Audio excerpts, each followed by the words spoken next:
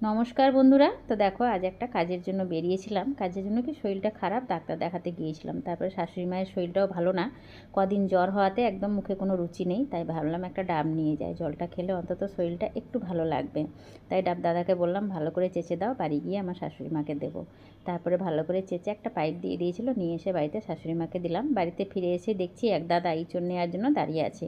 অনেক দিন ধরেই তার ইচ্ছে ছিল আমার গাছের ইঁচড় খাবে বলে। এবার যেহেতু দুটো ছিল, একটা আমাদের মালি দাদাকে দিয়েছি আর একটা আমাদের এই দাদাকে দিয়েছি। কাটতে পারছিলাম না, ভীষণ উঁচুতে ছিল, কিন্তু তবুও যা হোক ইসের বসার বেরেঞ্চের উপরে চেপে একটু কেটে নিলাম। একদিক গিয়ে আরেক দিক পড়েছে, টপটাও আমার ভেঙে গেছে, কিন্তু কিছু করার নেই।